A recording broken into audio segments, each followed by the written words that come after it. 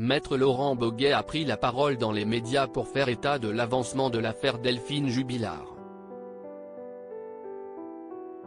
L'avocat défend les droits de 2 enfants de l'infirmière du Tarn, mais s'il avait précédemment voulu mettre au centre la situation difficile dans laquelle vivent les enfants sans accabler leur père, Cédric, cette fois, son discours est plus radical. Cédric Jubilard est le suspect principal dans la disparition de Delphine, infirmière du Tarn qui est aussi mère de 2 enfants, Louis, 7 ans, et Elia 3 ans. En détention provisoire pour homicide par conjoint, le peintre plaquiste de 34 ans ne cesse depuis qu'il est en prison de clamer son innocence par la voix de ses avocats. À sa sortie de l'audience de la chambre de l'instruction, ce 28 juin 2022, à la cour d'appel de Toulouse, qui examinait une possible libération conditionnelle de l'artisan, l'avocat a donné à Actu Toulouse son point de vue sur l'affaire, chargeant le père de ses 2 jeunes clients. Selon lui, la dispute qui tourne mal sur fond d'adultère ne doit pas être la seule hypothèse. En parallèle, on voit que Cédric Jubilard a eu recours à une forme de violence, avant cette soirée. Il avait mis en coupe réglé les activités de Delphine pour vérifier si elle avait ou pas un amant. Il y a eu un travail de la part de Cédric Jubilard pour essayer de confondre Delphine sur son infidélité présumée et les raisons pour lesquelles elle l'aurait fait. Dans le podcast du Parisien dédié à l'affaire, le journaliste Ronan Folgoa expliquait comment l'artisan plaquiste a tout fait pour traquer les faits et gestes de Delphine Jubilard.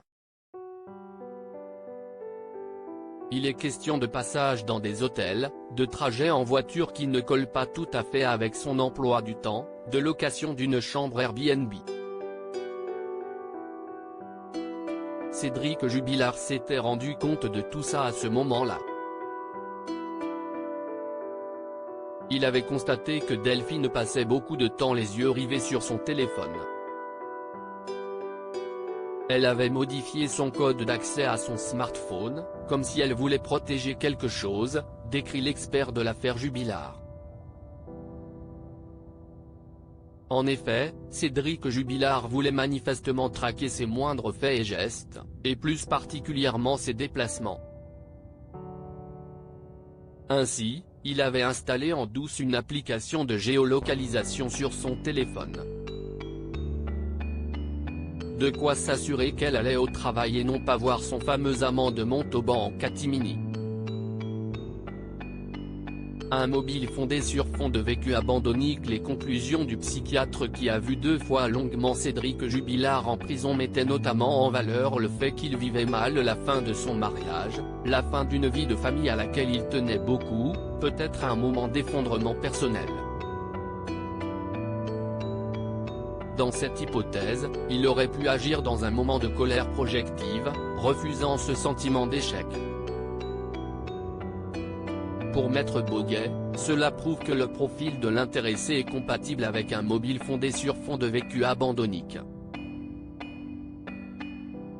Savoir qu'elle s'apprêtait à partir fonder un nouveau foyer avec un autre pourrait donc avoir motivé le présumé coupable à commettre l'irréparable. Dans un premier temps, Cédric Jubilard avait nié savoir que sa femme avait un amant. Mais les investigations ont montré qu'il était au courant, notamment avec les révélations d'un ex-codétenu. Selon les explications recueillies et répétées par Marco, son ancien voisin de cellule, le dernier soir où Delphine Jubilard a été vue vivante, Cédric serait allé la rejoindre pour récupérer son chargeur de téléphone mais aurait alors pété un câble en voyant son épouse plongée dans son téléphone. Il aurait d'abord vu un message de l'amant de sa femme avec qui elle textotait, relate le codétenu. Il a pris son téléphone des mains et a vu les messages. Si est ça qu'il a fait vriller, indique l'ex-codétenu.